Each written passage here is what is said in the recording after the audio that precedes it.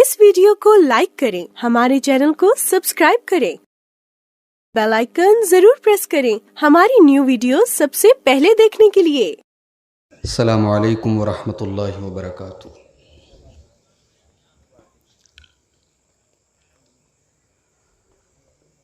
अल्हम्दुलिल्लाह नहमदुहु व नस्तईनुहु व नस्तगफिरुहु व नऊज़ु बिल्लाहि मिन शुरूरि अनफुसिना व मिन सय्यिआति अअमालिना।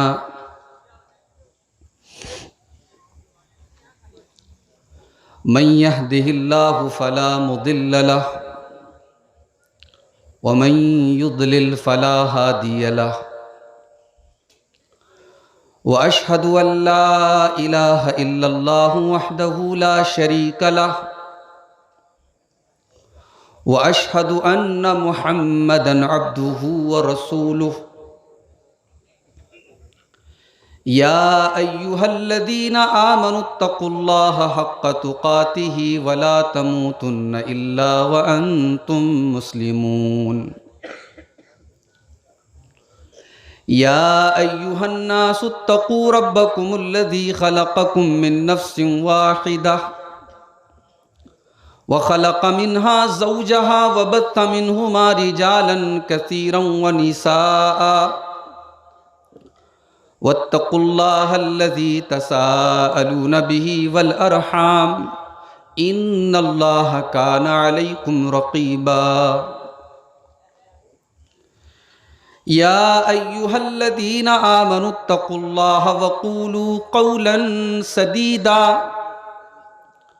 युस्लिह लकुम अअमालकुम व यग़फ़िर लकुम ज़ुनूबकुम व मन युतिइल्लाह व रसूलहु फ़क़द फ़ाज़ फ़ौज़न अज़ीमा।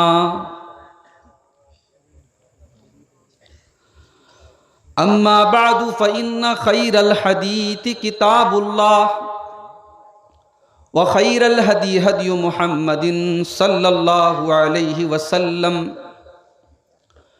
व शर्रल उमूरि मुहदसातुहा व कुल्ल मुहदसतिन बिदअह व कुल्ल बिदअतिन ज़लालह व कुल्ल ज़लालतिन फिन्नार। अऊज़ु बिल्लाहि मिनश शैतानिर रजीम। बिस्मिल्लाहिर रहमानिर रहीम। ज़हरल फ़सादु फ़िल बर्रि वल बहरि बिमा कसबत अयदिन नासि लियुज़ीक़हुम बअदल्लज़ी अमिलू। व क़ाल तआला फ़ी मक़ामिन आख़र इन्न रब्बक लबिल मिरसाद।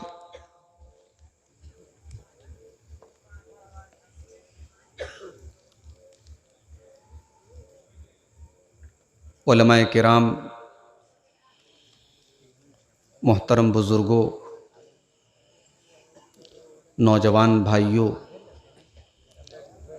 पर्दानशीन माँ और बहनों, सबसे पहले मैं मुबारकबाद देता हूँ उन तमाम अपने भाइयों को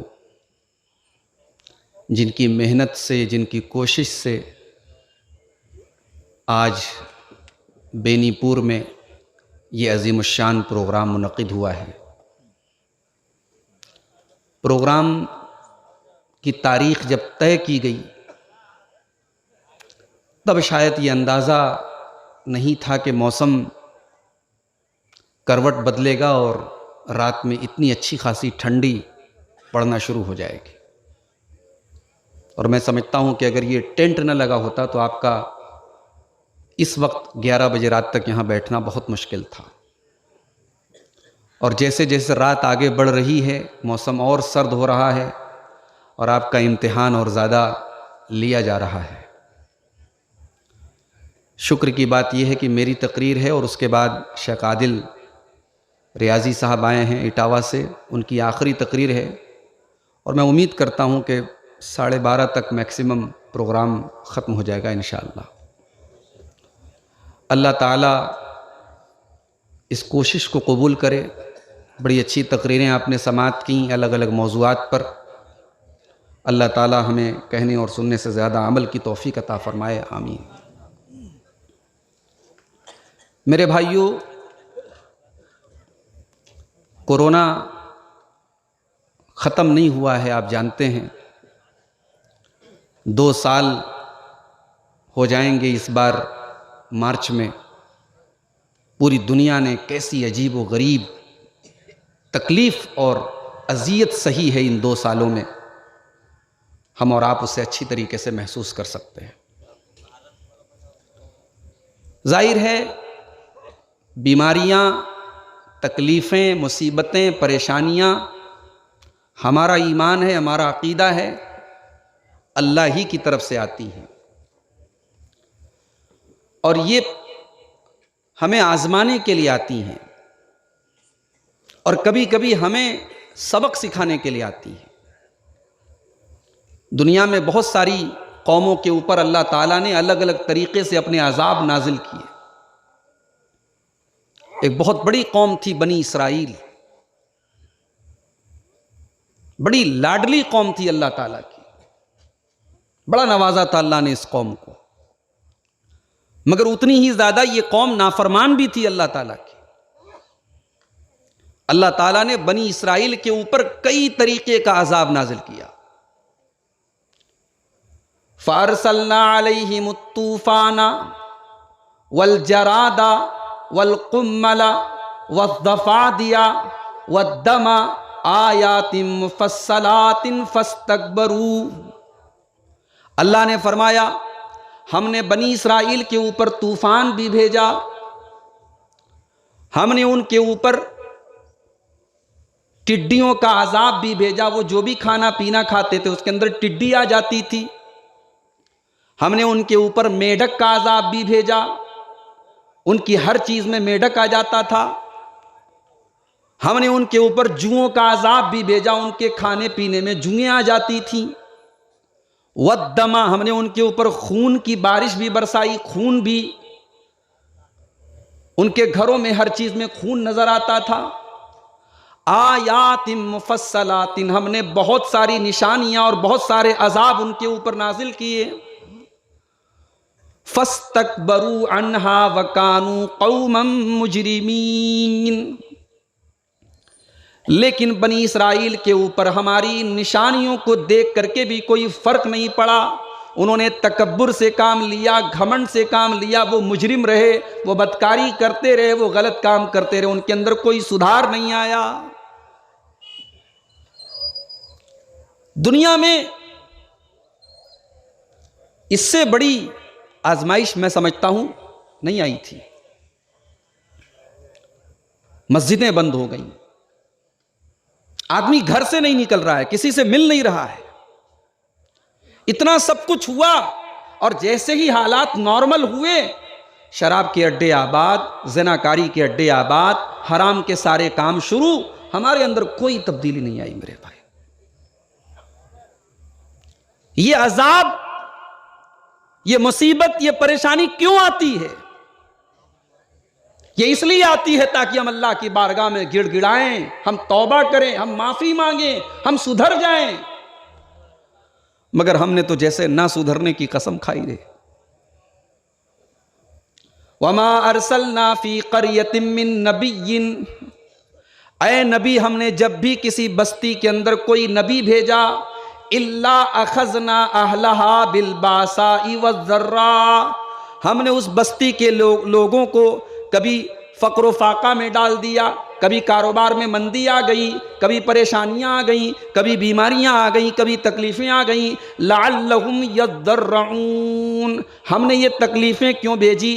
ताकि मेरे बंदे रुजू करें, अल्लाह की बारगाह में तज़र्रो करें, गिड़गिड़ाएं, अल्लाह से माफ़ी मांगें, अपनी इस्लाह कर लें। अल्लाह इसलिए भेजता है भाई। कुरान में अल्लाह बार बार पिछली कौमों के वाकयात क्यों बयान करता है? कौम आद के साथ ऐसा हुआ, कौम समूद के साथ ऐसा हुआ, फिरौन के साथ ऐसा हुआ, लूत अलैहिस्सलाम की कौम के साथ ऐसा हुआ। क्यों बयान करता है अल्लाह ताला? लक़द कान फी क़ससिहिम इब्रा। अल्लाह फरमाता है ये जो वाक़यात हम बयान करते हैं इसके अंदर इबरत होती है, नसीहत होती है, सबक होता है, ताकि तुम उन वाक़यात को पढ़ो तो सबक हासिल करो। जो हरकतें उन्होंने की वो तुम न करो, जो काम उन्होंने किए वो तुम न करो। मगर मेरे भाइयों, हम सुधर नहीं रहे हैं।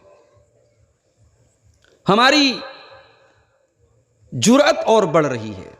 अल्लाह ढील दे रहा है, हम और ढीठ हो रहे हैं और जरी हो रहे हैं और गुनाह के काम खुल्लम खुल्ला करने लगे हैं। कल तक जो काम छुप करके होता था आज खुल करके हो रहा है। अल्लाह की बारगाह में हम पेश होंगे, क्या वहां हम कोई बहाना कर सकते हैं? क्या अल्लाह की बारगाह में हम कह देंगे अल्लाह पूरा समाज कर रहा था हमने भी कर दिया? अल्लाह क्या बहाना नहीं चलेगा। बलिल इंसान वाला नफ्सिही बसीरा वलौ अलका माजीरा। कल कयामत के दिन इंसान खुद अपने खिलाफ गवाह बनेगा। हम अपने गवाह खुद बनेंगे। हमारे हाथ बनेंगे, हमारी चमड़ी बनेगी, हमारा बदन बनेगा, हमारी आंखें बनेगी, हमारे कान बनेंगे।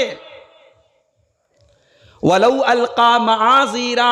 इंसान लाख बहाने बना ले, लाख एक्सक्यूज अल्लाह की बारगाह में पेश कर दे, अल्लाह की बारगाह में कोई एक्सक्यूज काम आने वाला नहीं, कोई बहाना काम आने वाला नहीं है।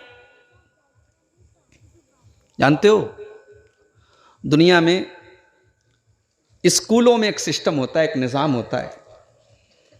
बच्चे ने एग्जाम दिया, अब बच्चे को अगर ये लगता है कि मेरे टीचर ने मुझे फेल करके मेरे ऊपर जुल्म किया है, तो एक सिस्टम बना है स्कूलों के अंदर, एक निज़ाम बना है कि बच्चे की कॉपी को फिर से निकलवा करके चेक किया जाता है। देखा जाता है कि भाई ऐसा तो नहीं कि टीचर्स ने जल्दबाजी में कुछ नंबर काट दिए इसके, ये लड़का पास था इसको फेल कर दिया, इसका नंबर ज्यादा था इसको कम दे दिया गया।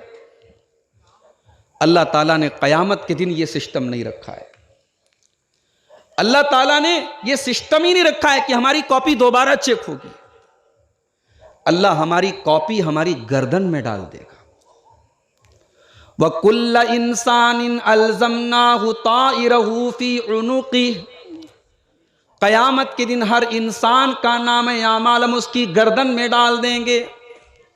वनुख़रिजु लहू यौमल क़ियामति किताबन यल्क़ाहु मंशूरा। और कयामत के दिन इंसान का पूरा जिंदगी का कच्चा चिट्ठा उसकी आंखों के सामने खोल दिया जाएगा, किताब की तरह खोल दिया जाएगा, डायरी की तरह खोल दिया जाएगा। और अल्लाह ताला कहेगा इक़रा किताबका कफ़ा बिनफ़्सिकल यौमा अलैका हसीबा। मेरे बंदे ये तेरी किताब है, ये तेरे नाम आमाल हैं, तू खोल के पढ़ ले, हम तेरा हिसाब नहीं लेंगे, तू खुद अपना हिसाब ले ले। तू बता दे तेरा क्या होना चाहिए, तुझे जन्नत में जाना चाहिए या जहन्नम में जाना चाहिए, तुझे मेरी रहमत मिलनी चाहिए या मेरा अजाब मिलना चाहिए, तू फैसला कर ले। तो अल्लाह का अजाब क्यों आता है भाई? ये कोरोना क्यों आया? ये जालिम हुकूमतें क्यों हमारे ऊपर मुसल्लत हो गई? ये कारोबार में मंदियां क्यों आती हैं? ये चैन और सुकून क्यों छिन रहा है? ये अचानक लोग क्यों मर रहे हैं? मैं चाहता हूं कि आज इस उन्वान पर थोड़ी सी मुख्तसर सी गुफ्तगू करके मैं आपसे इजाजत ले लूं। अल्लाह का अजाब क्यों आता है? अल्लाह का अजाब तब आता है जब किसी बस्ती में, किसी मुल्क में, किसी सोसाइटी में जुर्म होने लगे, अल्लाह की नाफरमानी होने लगे, क्राइम्स और अपराध बढ़ने लगे, तब अल्लाह का अजाब आता है। वइज़ा अरदना अन नुहलिका क़र्यतन अमरना मुत्रफीहा फफसकू फीहा फहक्का अलैहल क़ौलु फदम्मरनाहा तदमीरा। कुरान मजीद के 15वें पारे की आयत। जब हम किसी बस्ती को हलाक और बर्बाद करने का फैसला करते हैं, उस बस्ती के खुशहाल लोग, पैसे वाले लोग, मजबूत लोग, बड़े लोग, सबसे पहले वो बिगड़ जाते हैं। उनके अंदर खराबियां आती हैं, उनके अंदर तबाही आती है, उनका अखलाक खराब हो जाता है, उनका किरदार खराब हो जाता है और वो जम करके बुराई के काम करने लगते हैं। फदम्मरनाहा तदमीरा, फिर हम पूरी की पूरी बस्ती को हलाक कर देते हैं, तबाह कर देते हैं। कहावत है ना कि जब आटा, गेहूं जब पीसा जाता है तो गेहूं के साथ घुन भी पिसता है। समाज की अक्सरियत जब गलत रास्ते पर जाएगी और अल्लाह का अजाब आएगा तो अच्छे लोग भी उसकी लपेट में आएंगे। इसीलिए अल्लाह के नबी फरमाते हैं, जब आपसे पूछा गया अनहलिकु वफीना सालिहून, आए अल्लाह के नबी, हमारे समाज में नेक लोग होंगे, नमाजी लोग होंगे, तहज्जुद पढ़ने वाले लोग होंगे, कुरान पढ़ने वाले लोग होंगे, लंबी दाढ़ी रखने वाले लोग होंगे, अल्लाह वाले होंगे, क्या तब भी अल्लाह का अजाब आएगा? क्या तब भी हम हलाक हो जाएंगे? अल्लाह के नबी ने फरमाया, नाम इज़ा कसुरल खुबुसु, जब गंदगी बहुत ज़्यादा फैल जाएगी, जब गुनाह बहुत ज़्यादा होने लगेंगे तो नेक लोगों के होने के बावजूद अल्लाह का अजाब आएगा। आप देख लें, कोरोना के जरिए हजारों लाखों लोग मरे, क्या सब शराबी लोग मरे? सब जानी लोग मरे?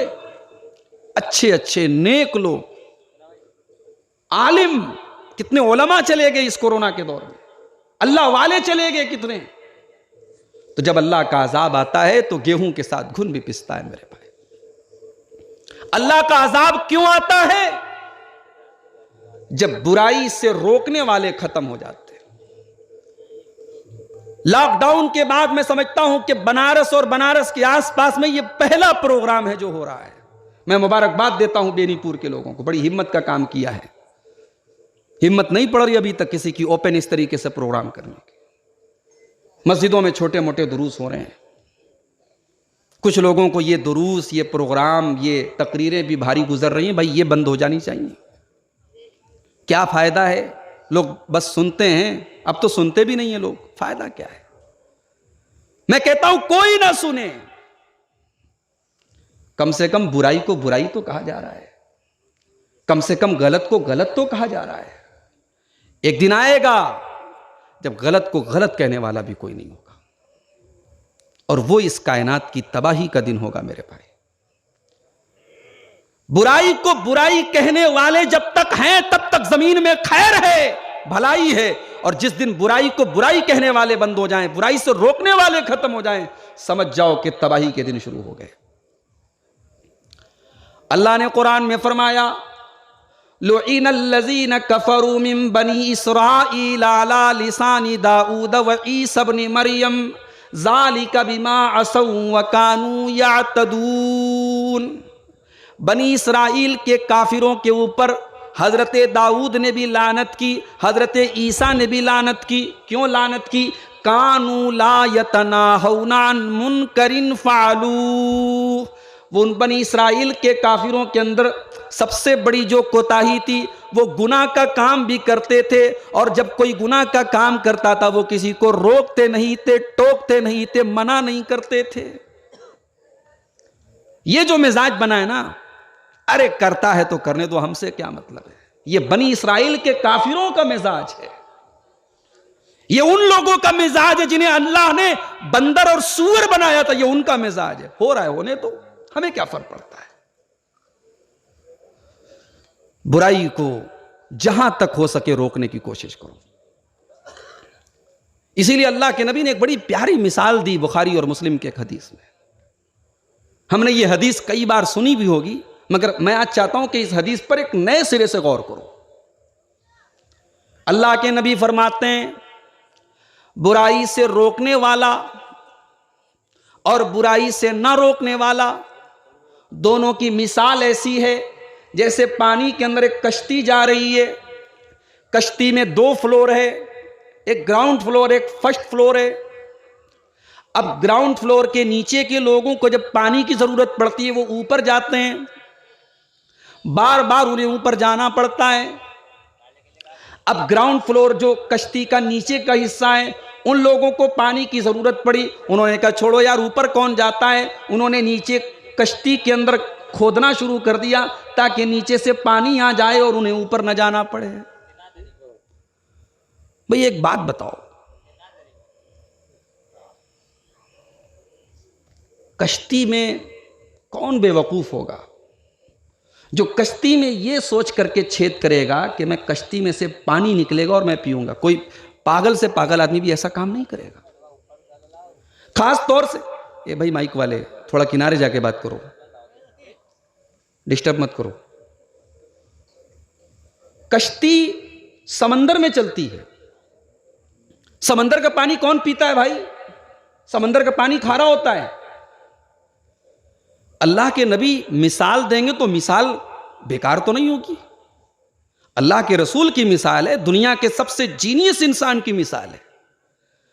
अल्लाह के नबी कह रहे हैं कि बुराई से रोकने और ना रोकने वाले की मिसाल ऐसी ही है कि कश्ती में नीचे पानी की जरूरत पड़ रही है, अब ऊपर जाने के बजाय कश्ती वाले कश्ती को खोदना शुरू कर दें ताकि पानी नीचे से मिल जाए। पहला सवाल, कश्ती में सुराख करके कौन पानी निकालता है भाई? दूसरा सवाल, कश्ती में सुराख करके जो पानी मिलेगा वो समुद्र का पानी होगा जो कि खारा होगा, पीने के लायक नहीं होगा। गोया अल्लाह के नबी इस मिसाल के जरिए में ये पैगाम दे रहे हैं, गुनाह करने वाला, अल्लाह की नाफरमानी करने वाला दर हकीकत ऐसा काम कर रहा है जो अकल में आने वाला नहीं है, जो सेंस में आने वाला नहीं है, जिसे कोई बच्चा भी देखेगा तो कहेगा ये पागल वाला काम कर रहा है, ये बेवकूफ़ी वाला काम कर रहा है। अल्लाह के नबी ये मिसाल देख करके ये बताना चाहते हैं, ओ लोगों, अगर तुम्हारे अंदर ज़रा सी भी अकल है, ज़रा सा भी दिमाग है, ज़रा सी भी तुम्हारे अंदर अगर सेंस है, तुम्हारी आंखों के सामने कोई गलत काम हो रहा हो तो तुम रोकने की कोशिश करो। अगर तुम नहीं रोकते हो तो समझ लो तुम वही काम कर रहे हो। तुम्हारी आंखों के सामने कश्ती के अंदर सुराख किया जा रहा और तुम तमाशा देख रहे हो। आगे अल्लाह के नबी कहते हैं, अब अगर ऊपर वाले आकर के इनको नहीं रोकेंगे, ये जो बेवकूफ लोग पानी के चक्कर में और अपनी आसानी के चक्कर में कश्ती में सुराख कर रहे हैं, अगर इनको नहीं रोकेंगे तो पूरी कश्ती डूब जाएगी, सब मर जाएंगे। और अगर रोक लेंगे तो इनका भी भला हो जाएगा और फर्स्ट फ्लोर वालों का भी भला हो जाएगा। पता यह चला कि बुराई से अगर हमने नहीं रोका तो बुराई करने वाले भी तबाह होंगे और हम और आप भी तबाह होंगे।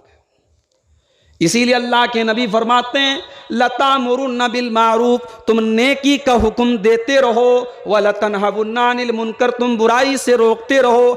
औ लयूशकन्नल्लाहु अन यउम्मकुम बिइकाबिम मिन्हु, वरना अल्लाह ताला ऐसा अजाब भेजेगा, ऐसा अजाब भेजेगा जो बुरे लोगों पर भी आएगा और अच्छे लोगों पर भी आएगा, जो नमाजियों के ऊपर भी आएगा और बेनमाजियों के ऊपर भी आएगा। तो ये दूसरी वजह है मेरे भाई, बुराई से न रोकना। तीसरी वजह, हम दुनिया परस्त हो गए। इस्लाम ने दुनिया कमाने से मना नहीं किया था, मेरे नबी ने मुर्गा और बकरा खाने से मना नहीं किया, मेरे नबी ने आरामदेह बिस्तरों पर सोने से मना नहीं किया, मेरे नबी ने महल के जैसा मकान बनाने से भी मना नहीं किया।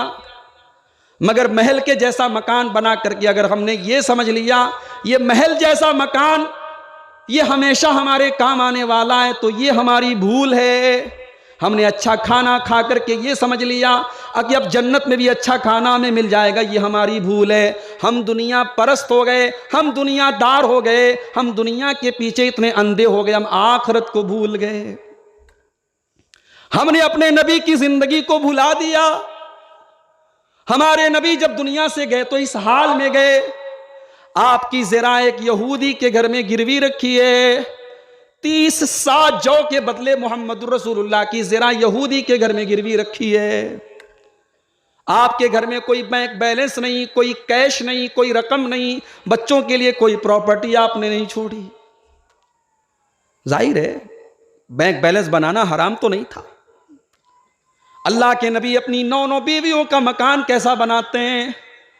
हजरत सईद इब्न मुसय्यब कहते हैं कि जब अब्दुल मलिक बिन मरवान के ज़माने में जब नबी के वो छोटे छोटे कमरे तोड़ तोड़ करके गिराए जाने लगे, जब मस्जिद नबी को लंबा चौड़ा करने के लिए जब नबी के वो कमरे तोड़े जाने लगे, पूरे मदीना में आंसू बह रहे थे, पूरा मदीना रो रहा था, आज नबी के ये कमरे तोड़े जा रहे हैं। हजरत सईद इब्न मुसय्यब कहते हैं, मेरी ये तमन्ना थी कि रसूल के ये छोटे छोटे कमरे तोड़े न जाएं, ताकि दुनिया देखती रहे, दुनिया के लिए कमरे इबरत बने रहे। ओ लोगो, ओ मोहम्मदुर रसूलुल्लाह का कलमा पढ़ने वालों, देखो तुम्हारा नबी कैसे कमरे में रात में गुजारा करता था, देखो तुम्हारे नबी के हुजरे की दीवारें कैसी थी, देखो तुम्हारे नबी के घर की छतें कैसी थी। मेरा नबी अल्लाह का सच्चा नबी, आपकी जिंदगी कैसी सिंपल थी मेरे भाई। चटाई पर आप लेटे हैं, सहाबा की नजर पड़ी, चटाई के निशान आपकी पीठ पर पड़ गए। अय अल्लाह के रसूल, आप हमारे महबूब हैं, हम आपके लिए जान छिड़कते हैं। अय अल्लाह के नबी, बड़े बड़े बादशाह तो अपने महलों में आरामदेह बिस्तरों पर सोते हैं, आप क्यों चटाई पर लेटते हैं, हमसे देखा नहीं जाता है। अय अल्लाह के नबी, आप हुक्म करें, हम आरामदेह बिस्तर का इंतजाम कर दें, आपको क्या जरूरत है चटाई पर लेटने की, आपको क्या जरूरत है तकलीफ उठाने की। मेरे नबी फरमाते हैं, माली वली दुनिया, हो लोगों मेरा दुनिया से क्या लेना देना है, मैं तो दुनिया में एक मुसाफिर की तरह आया हूं। एक मुसाफिर आराम करने के लिए किसी पेड़ के नीचे लेट जाता है, ये दुनिया मेरे लिए वक्ती आराम करने की जगह है, ये दुनिया मेरी मंजिल नहीं है। मुसाफिर अपनी मंजिल की तरफ चला जाता है, मैं आखिरत की मंजिल की तरफ चला जाऊंगा, ये दुनिया मेरी मंजिल नहीं है, ये दुनिया मेरी वक्ती आराम का है। भाई मेरे नबी अगर चटाई को हटा के गद्दा बिछा देते तो कोई गुनाह होता? कोई गुनाह ना होता, जायज है। मगर मेरे नबी आइडियल हैं, और आइडियल जिंदगी यह है कि आप सिंपल लाइफ गुजारें। जिंदगी में जितना ऐशो आराम आएगा, उतनी आजमाइशें आएंगी, उतना आपको अल्लाह के ज्यादा हिसाब देना पड़ेगा, उतने आपके फितनों में पड़ने की ज्यादा उम्मीद होगी। इसलिए मेरे नबी ने खुद को भी दुनिया के फितने से दूर रखा और अपने सहाबा को भी दुनिया के फितने से खबरदार किया। सही मुस्लिम की रिवायत है, हजरत अब्दुल्ला बिन अम्र बिन आस कहते हैं, अल्लाह के नबी ने फरमाया, कैफ़ अंतुम व फुतिहत अलैकुम फारिसुन व रूम, ऐ मेरे सहाबा, जब दुनिया की दो बड़ी ताकतें तुम्हारे कब्जे में आ जाएंगी, ईरान भी तुम्हारा हो जाएगा, रूम भी तुम्हारा हो जाएगा, ऐ मेरे सहाबा ये बताओ कि उस वक्त तुम्हारा क्या हाल होगा। सहाबा ने कहा, ऐ अल्लाह के नबी, अगर दुनिया की दो बड़ी सुपर पावर अगर हमारे हाथ में आ जाएगी, नकूल कमा अमरन अल्लाह, हम अल्लाह का शुक्र अदा करेंगे, हम अल्लाह की तारीफ करेंगे। आपने कहा नहीं, अव गैर ज़ालिक, ऐसा नहीं होगा। ऐ मेरे सहाबा, जब तुम्हें अल्लाह ताला इतनी दौलत और इतनी ताकत दे देगा कि दुनिया के दो बड़े सुपर पावर तुम्हारे पास आ जाएंगे, ततनाफसून, तो सबसे पहला काम यह होगा कि तुम्हें एक दूसरे से आगे निकलने की कोशिश शुरू कर दोगे। यह बहुत बड़ी बात है। उलमा लिखते हैं कि हसद की शुरुआत यहीं से होती है। वो मुझसे आगे कैसे बढ़ गया, उसने मुझसे ज्यादा पैसा कैसे कमा लिया, उसे मुझसे ज्यादा इज्जत कैसे मिल गई, उसकी तनख्वाह मुझसे ज्यादा क्यों है, उसका नाम मुझसे ज्यादा क्यों है, उसकी इज्जत मुझसे ज्यादा क्यों। यहां से हसद की शुरुआत होती है। एक दूसरे से मुकाबला करने की जरूरत क्या है भाई। अभी आपने शेख जफर नोमान मक्की साहब की तकरीर सुनी। मुकाबला करना है तो नेकी में करो, मुकाबला करना है नमाज में करो, मुकाबला करना है ज़कात में करो, मुकाबला करना है नेकी के काम में करो। दुनिया कोई मुकाबला करने की चीज है? जब दुनिया में मुकाबला शुरू करोगे, दूसरा स्टेप शुरू हो जाएगा। सुम्मत ततहासदून, जब तुम एक दूसरे से आगे बढ़ने की कोशिश करोगे तो फिर तुम एक दूसरे से हसद करने लगोगे। जब तुम्हारे दिल में यह ख्याल पैदा हो जाएगा, मेरा भाई मुझसे क्यों आगे निकल गया, उसी दिन से तुमने अल्लाह ताला की तकदीर पर एतराज करना शुरू कर दिया। भाई वो उसकी अपनी तकदीर थी, तुम्हारी अपनी तकदीर है। तुम्हारे हिस्से की रोजी कोई दूसरा ले नहीं सकता, तुम्हारे हिस्से की इज्जत कोई दूसरा ले नहीं सकता। तुम्हारे मुकद्दर में जो लिखा है वो तुम्हें मिलेगा, उसके मुकद्दर में जो लिखा है उसे मिलेगा। अल्लाह के नबी फरमाते हैं, जब एक दूसरे से कंपटीशन करोगे फिर तुम हसद करने लगोगे। सुम्मा ततबागज़ूना, और जब हसद करने लगोगे तो फिर तुम एक दूसरे से नफरत भी करने लगोगे। सुम्मा ततदाबरूना, और जब नफरत करने लगोगे तब एक दूसरे से रिश्ता काटने लगोगे। भाई भाई का दुश्मन बन जाएगा, चचा भतीजे का दुश्मन बन जाएगा, बाप अपने बेटे का दुश्मन बन जाएगा, भाई अपने भाई का दुश्मन बन जाएगा। पहले मुकाबला करोगे, फिर हसद करोगे, फिर बुग़्ज़ करोगे, और फिर तुम एक दूसरे से रिश्ता काटने लगोगे। तो ये तीसरी वजह है मेरे भाई हमारी बर्बादी की और अल्लाह के अजाब की, कि हम दुनियादार हो गए, दुनिया परस्त हो गए। चौथी चीज, अल्लाह ताला का अजाब क्यों आता है? जब दुनिया में जुल्म होने लगता है। अल्लाह ने फरमाया सूरह कहफ के अंदर कि हमने इन बस्तियों को हलाक किया। क्यों हलाक किया? वही ज़ालिमतुन, जब इन बस्तियों के लोगों ने जुल्म करना शुरू कर दिया। वमा कान रब्बुका लियुहलिकल कुरा बिजुल्मिन, अल्लाह ताला किसी बस्ती पर जुल्म नहीं करता है। जब बस्ती वाले जुल्म करने लगते हैं तब अल्लाह ताला अपना अजाब भेजता है। जुल्म की कई शक्लें हैं। जुल्म की एक शक्ल यह भी है कि आपके भाई का इंतकाल आपके बाप की जिंदगी में हो गया, आपने अपने यतीम भतीजे और भतीजी का हक मारने के लिए फौरन सांप की तरह फन मार के आप खड़े हो गए। सारी जिंदगी जिसे एक टाइम की नमाज भी पढ़ना नहीं आता, उसे शरीयत का यह मसला पता होता है कि मेरा भाई मेरे बाप की जिंदगी में मर गया तो अब उसके बच्चों का कुछ नहीं है, अब सब मेरा है। भाई कुरान में अल्लाह ने जहां वरासत के मसाइल बताए वहीं यह भी बताया है कि अगर वरासत की तकसीम के वक्त तुम्हारा कोई रिश्तेदार ऐसा है जो वरासत का डायरेक्ट हकदार नहीं है लेकिन जरूरतमंद है, तो उसको उसमें से भी दो। मुझे तो कभी कभी ऐसा लगता है कि हम शरीयत को अपनी मर्जी के मुताबिक इस्तेमाल करते हैं। जहां हमें यह लगता है कि हां शरीयत का यह हुक्म मेरे फेवर का है, मेरे मतलब का है, हम उसे ले लेते हैं, और जहां यह लगता है ये बड़ी भारी चीज हम छोड़ देते हैं। मेरे ससुराल में मेरी बीवी के बाप की प्रॉपर्टी में मेरा हक है, मैं सीना तान के जाऊंगा और अपने ससुर से कहूंगा मेरा हक मुझे दे दो। और जब मैं अपनी बेटी की शादी करूंगा तो यह सोच करके करूंगा कि अब तू गई तो तेरे साथ तेरा हक भी गया। लेने की बात आती है हमारा मियार कुछ और होता है, देने की बात आती है हमारा मियार कुछ और होता है। यह भी जुल्म है मेरे भाई। एक इंच जमीन भी अगर आपने किसी की हड़पी है तो यह भी जुल्म है। कारोबार में आपने झूठ बोल करके, बेईमानी करके, धोखा दे करके अपने कस्टमर से फ्रॉड करके आपने पैसे कमाए, यह भी जुल्म है। और जुल्म की जितनी किस्में हैं वो सब की सब अल्लाह ताला के यहां पकड़ होगी उसकी, और हमें अल्लाह के हिसाब देना पड़ेगा।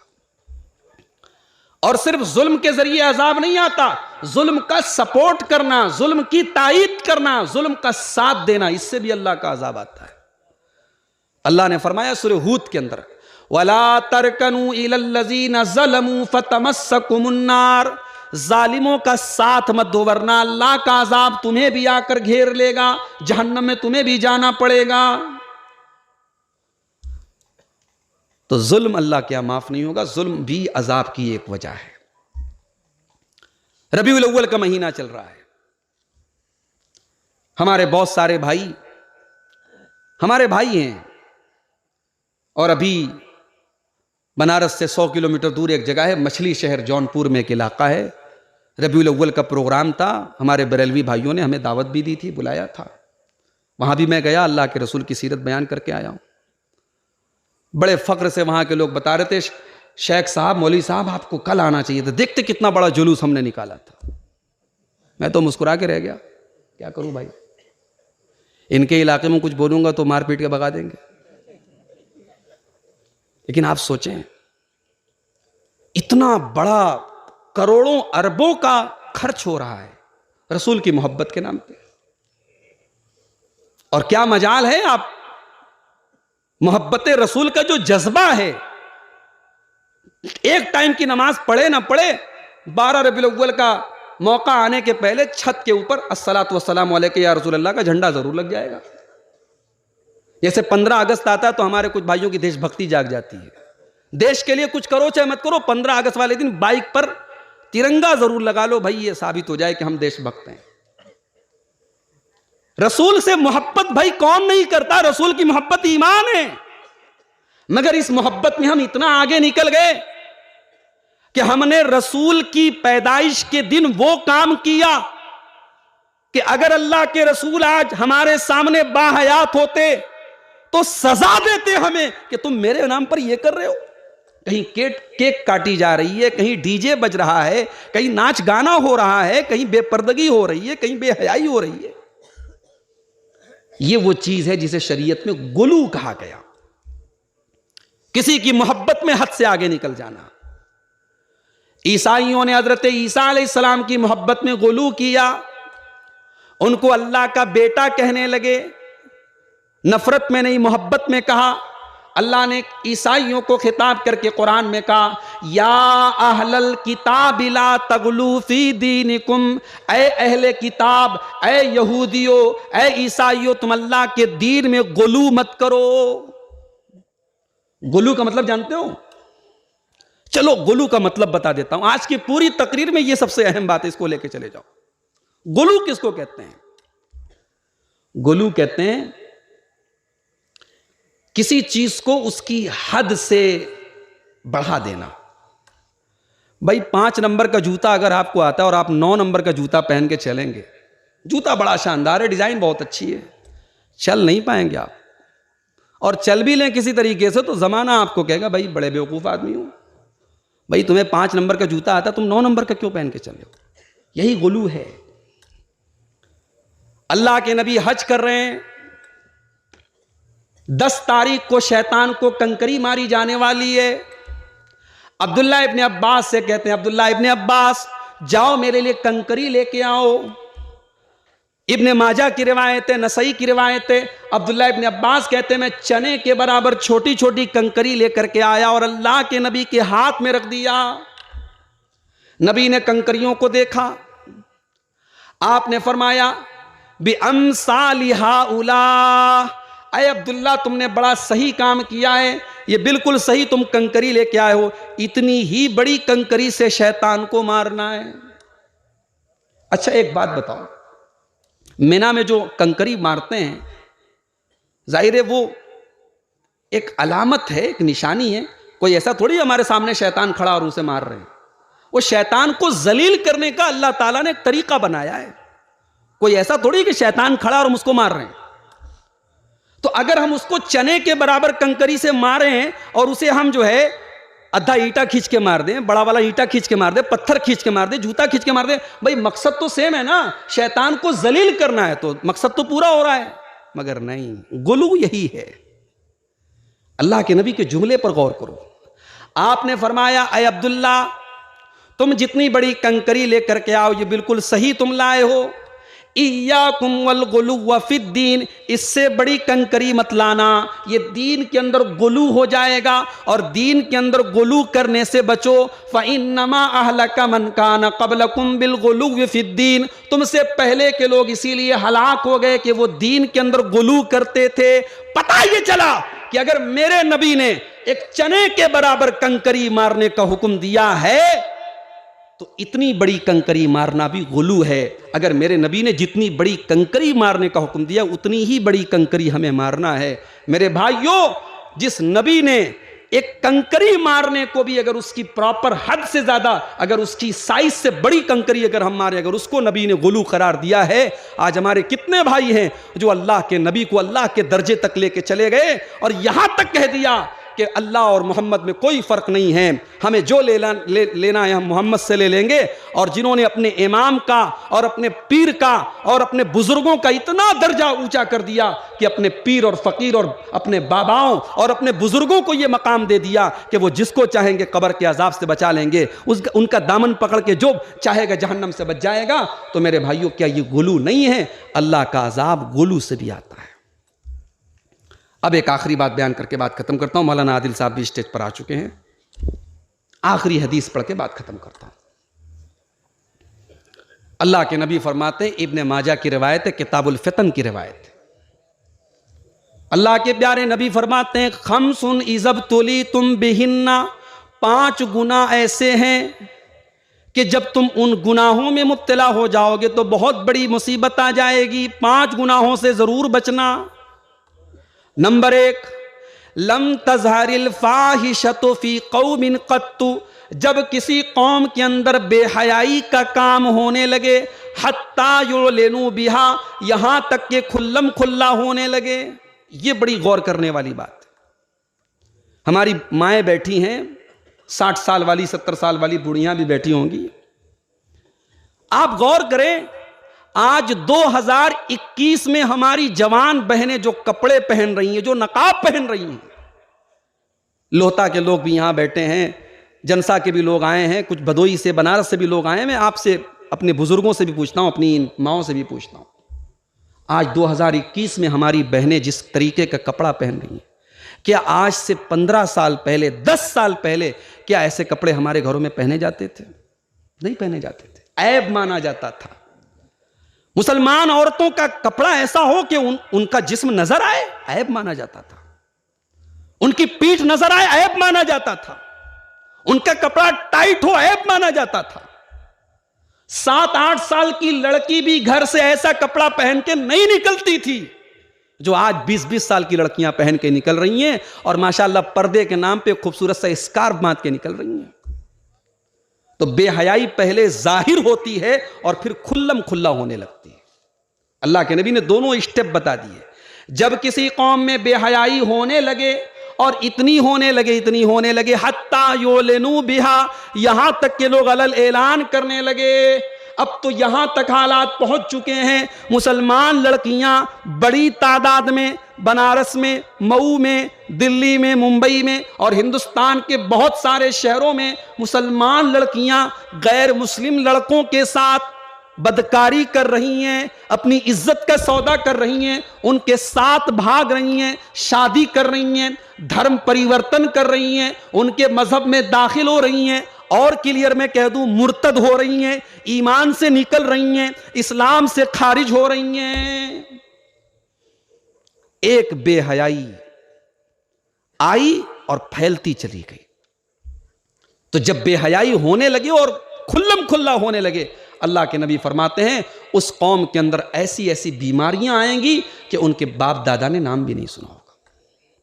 एक चीज हो गई। नंबर 2, वलम यनकुसुल मिकियाल वल मीज़ान, और जब किसी कौम के अंदर नाप तौल में कमी होने लगे, इल्ला उखिज़ू बिस्सिनीना व शिद्दतिल मऊनति व जौरिस सुल्तानी अलैहिम। 3 चीजें अल्लाह के नबी ने बताई। जब किसी कौम के अंदर नाप तौल में कमी होने लगे तो उस कौम के हालात क्या होंगे? अल्लाह के नबी ने फरमाया कहत साली पड़ेगी, सूखा पड़ेगा, बारिश सही नहीं होगी, पैदावार सही नहीं होगी, और कारोबार में मंदी आ जाएगी, और जालिम बादशाह मुसल्लत कर दिया जाएगा। भाई कल तक तो यह था कि मस्जिदों से प्रॉब्लम थी, अब तो मस्जिद के अंदर भी नमाज से प्रॉब्लम हो रही है। प्रोटेस्ट हो रहा है हरियाणा के अंदर, भाई हम इनको जुमा की नमाज नहीं पढ़ने देंगे। मुसलमान अपनी जगह पे नमाज पढ़ रहा है, प्रॉब्लम हो रही है। त्रिपुरा से जो खबरें आ रही हैं सुन रहे हैं आप, हमारी मेन स्ट्रीम मीडिया में कहीं कोई खबर नहीं आ रही है, सोशल मीडिया के जरिए तस्वीरें आ रही हैं। और जो तस्वीरें आ रही हैं, मैं अपने नौजवानों से एक बात यह भी कहूंगा कि इस तरीके की तस्वीरें वायरल मत करो, इन्हें शेयर मत करो, कोई फायदा नहीं है। भाई आप शेयर करके क्या हासिल हो रहा है आपको? हमारे दुख और बढ़ रहे हैं, भाई एक आदमी जब दुख में होता है ना, उसके दुख को कम किया जाता है, दुख को बढ़ाया नहीं जाता, दुख पर मरहम रखा जाता है। अच्छा, जब इस तरीके का कोई घटना होती है तो पहले के वाकयात वाले वीडियोस भी उसी में चला दिए जाते हैं। पता लगा वीडियो बर्मा का है, उसे लाके इंडिया पे त्रिपुरा में फिट किया जा रहा है। तो मैं अपने नौजवानों से यह भी कहूंगा कि बहुत ज्यादा इस तरीके की चीजों को शेयर मत करो। लेकिन वजौर सुल्तान अलैहिम, जालिम हुक्मरां का मुसल्लत किया जाना, यह भी अल्लाह का अजाब है। जब किसी कौम में नाप तौल में कमी आ जाए, फ्रॉड आ जाए, बेईमानी आ जाए। तीसरी चीज, वलम यमनऊ ज़काता अमवालिहिम, और जब कोई कौम अपने माल की ज़कात न दे, इल्ला मुनिउल क़त्र मिनस समा, तो आसमान से बारिश के कतरे आना बंद हो जाते हैं। वलौलल बहाइम लम युमतरू, अगर बेजुबान जानवर ना हो, गाय बैल बकरी बकरा ना हो, अगर ये मवेशी ना हो, तो एक कतरा पानी भी जमीन पर ना बरसे। चौथी चीज, वमा लम यनकुज़ु अहदल्लाहि व अहद रसूलिही, और जब कोई कौम अल्लाह ताला से वादा करके वादा तोड़ दे, रसूल से वादा करके वादा तोड़ दे, इल्ला सल्लल्लाहु अलैहिम अदुव्वम मिन गैरिहिम, तो अल्लाह ताला ऐसे दुश्मन को उनके ऊपर मुसल्लत कर देगा जो दुश्मन उनकी ताकत को एक एक करके छीन लेगा। बहुत सारे बातों की वजाहत करने की जरूरत नहीं है, हदीस के अल्फाज आप सुनते जाइए और उसको हालात के हिसाब से फिट करते चले जाइए। और आखिरी चीज, वमा लम तहकुम अइम्मतुहुम बिकिताबिल्लाह, और जब किसी कौम के अइम्मा, उसके उलमा, उसके लीडर, उसकी क़ियादत करने वाले लोग जब अल्लाह की किताब को छोड़ करके फैसला करने लगे, अपना मसलक प्यारा हो जाए, अल्लाह की किताब को साइड में रख दें। वमा लम यतखय्यरू मिम्मा अनज़लल्लाह, और अल्लाह ताला की शरीयत के मुताबिक वो फैसला ना करें, वो फतवे ना दें, वो लोगों को मनमाने तरीके बताएं, कुरान और सुन्नत से हट करके रास्ते बताएं, इल्ला जअलल्लाहु बासहुम बैनहुम, तो ऐसी कौम को अल्लाह ताला आपस में गुत्थम गुत्था कर देगा, लड़ा देगा। जाओ लड़ो तुम। और आज हम लड़ रहे हैं, इतना लड़ रहे हैं कि जाकिर नायक गिरफ्तार हुए तो हमारे कुछ भाइयों ने वीडियो न्यूज़ चैनल पर आकर के कहा कि हाँ, ये आदमी तो गुस्ताख था, ये तो ऐसा था, ये तो वैसा था, इसने वाकई में ये दहशतगर्द और आतंकवादी था। और आज अब धीरे धीरे सबका नंबर आ रहा है। अब साहब फला दरगाह के सज्जादा नशीन का नंबर भी आ रहा है, और फला मसलक के फला मौलवी साहब का। जाहिर है दुश्मन की नज़र में आप एक हैं, आपकी पगड़ियों के रंग अलग हैं, आपके नमाज के तरीके अलग हैं, मगर आपके दुश्मन की नजर में आप एक हैं।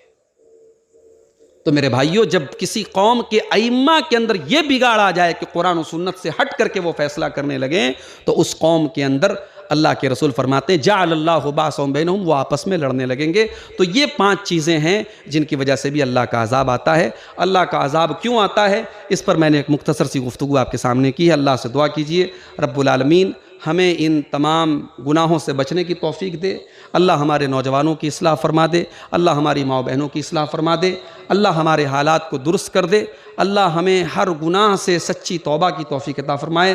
रब्बुल आलमीन हमसे जो कोताहियाँ, जो कमियाँ, जो गुनाह हुए हैं, परवरदिगार उनको माफ़ फरमा दे, जब तक दुनिया में ज़िंदा रखे, इस्लाम पर ज़िंदा रखे, और ख़ात्मा हम सब का ईमान पर हो। आमीन। व आखिर दावाना अनिल हम्दुलिल्लाहि रब्बिल आलमीन। वस्सलामु अलैकुम व रहमतुल्लाहि व बरकातुहू।